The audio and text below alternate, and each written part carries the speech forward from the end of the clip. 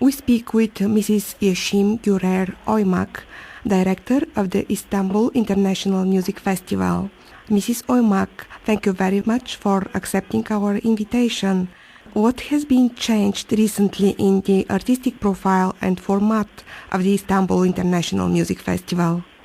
Not so many things have changed in the past 4 or 5 years. In fact, to tell you the truth, even in the last 10 years, because Istanbul Festival has always been the most important international event organization, cultural organization in Turkey on classical music.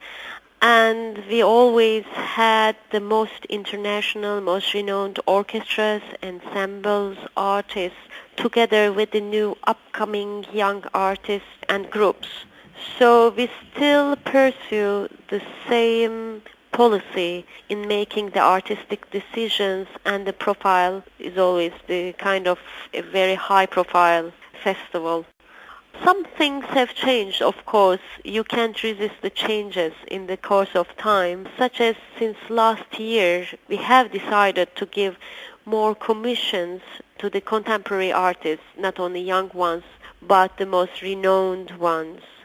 We started last year. As you know, Istanbul was the cultural capital city of Europe in 2010, and they together had a commission to one of the most important composers of our time, Arvo Pärt, a new commission, work commission. So the world premiere took place in our festival, and with the success of it, we decided to give commissions to composers, young and not only the most renowned ones, but to the young ones, not only to Turkish composers, but to international ones as well. So, now we are going more into the commission and more into the co-productions with other festivals and institutions. You have already mentioned one of the highlights, but will you please mention some other highlights of the last edition and also your plans for this year festival? Of course. Last year, Istanbul was the cultural capital city of Europe. We tried to enhance the importance of the festival in this cultural capital city. So one of them was the world premiere of Arvo Pärt's latest work, Adam's Lament, in Istanbul Music Festival, and our composer in focus was Arvo Pärt. So we made a few world premieres and Turkish premieres of his works. Other than that, we had Vienna Philharmonic Orchestra under the baton of Riccardo Muti for the first time in the festival. We had this superstar pianist Lang Lang to perform with our orchestra in residence, Borusan Philharmonic Orchestra. We had Radu Lupu to perform with Istanbul State Symphony Orchestra. So, we had in total 22 concerts with a lot of very well-known artists and ensembles last year, and we celebrated the Chopin and Schumann's year's 200th anniversary in our festival.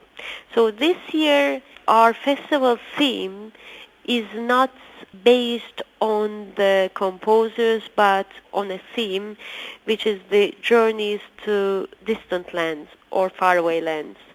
We worked on the repertoire based on the cities, countries, some distant places.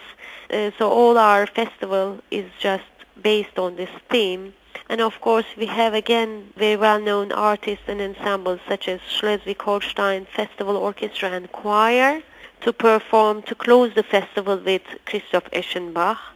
We have Rune Fleming as a special event of our festival to perform with our orchestra in residence, as well as the most important chamber orchestra such as Kremerata Baltica with Gidon Kremer, Moscow soloists to perform with Yuri Bashmet and Leonskaya, Venice Baroque Orchestra with Patricia Petitbon. So all these festivals, of course, young artists such as Anna Lapkovskaya and our young artists, Turkish young artists. And so it's quite a rich festival and a well-concentrated festival on this journeys theme. very interesting program. Wish you a success. Thank you. And have you ever featured any Bulgarian performers or works in your festival? Yes, in fact, I have to say that in the past 10 years, I really didn't see quite a lot of Bulgarian performance, I have to say, which is a pity for us because in the first years of the festival, which is, 73, 74, I have checked our archive and have seen quite a number of orchestras performing in our festival. In the first years, I see there is Sofia State Opera Choir, Sveta Sofia Contemporary Ensemble, Sofia Arabesque Ballet, a lot of ensembles from Bulgaria, but not for a specific reason. In the past 10 years, there is no Bulgarian orchestra or ensemble performing in the festival. I hope it will change in the upcoming years. Istanbul is a famous cultural center, and how is your festival situated in the entire cultural life of the city? Of course, Istanbul Music Festival has started in 1973.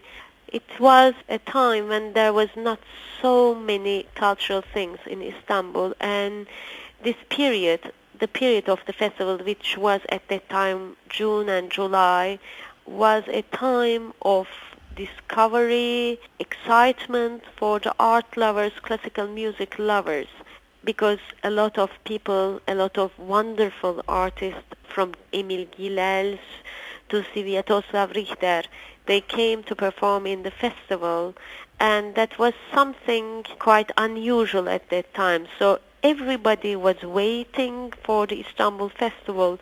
When I was a student in the 1980s, I was queuing in front of the Istanbul Festival building to buy tickets, student tickets, and I was really waiting like 10 hours, 12 hours for the festival tickets. It was really something very exciting that we were waiting all the year long.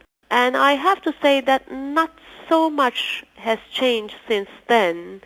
It is still very, very important, not only for Istanbul, still for Turkey. Next year in 2012, we will celebrate our 40th anniversary. And Istanbul Music Festival, with its very innovative program, very creative program, has been the focus of attraction, not only for the Turkish audience, but for the international audience as well.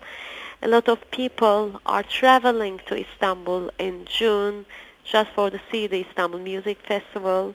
It's not only the programmation, I have to say, but the venues are very important as well, because we use non-conventional places for the concerts. We use Byzantine Church, Topkapi Palace, Archaeological Museum Courtyard, very historic, very special places. Hagia Airini, which is the main venue of the festival, is open only in June for the festival period.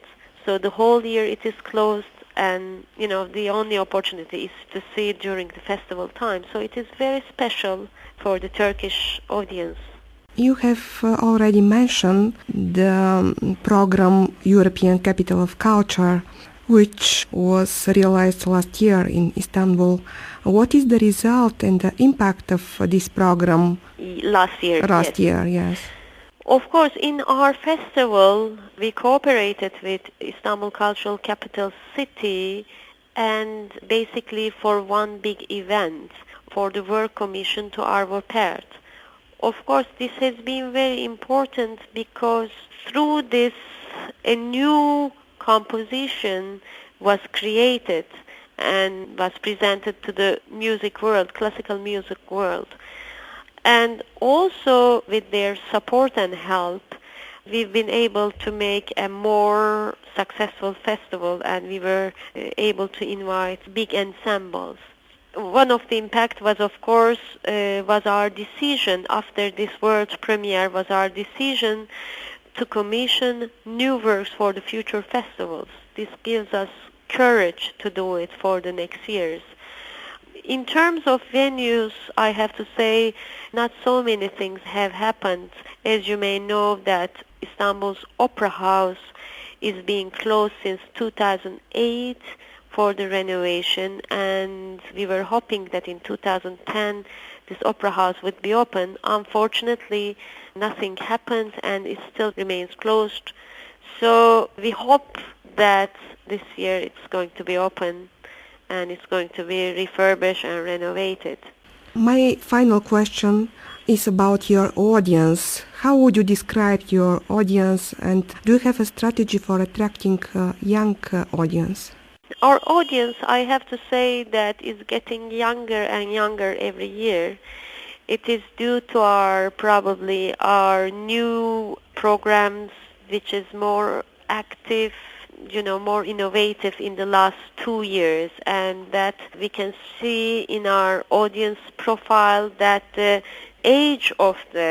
general age of the audience have dropped in the last 4 or 5 years. It is quite a high profile, with around the average age is 42 point something. It's about 43 years of age, with high education. So, it is a very loyal audience, I have to say. There is a part of the audience which is very loyal, which keeps on coming to almost every concert, and which we see almost in every festival. Also, there is a new audience that we are developing every year. We take some of the artists to the schools to make short performances, and we invite some of the schools to see the general rehearsals of some of the artists' ensembles. Other than that, we have a program for the young university students. We always have a quota in our concerts for young university students, and their tickets are being bought by these loyal audience. So, let's give an example. Instead of, let's say, paying 10 euros for a concert, we propose them to pay 11 euros so that they can pay a ticket of one of the students they want to invite.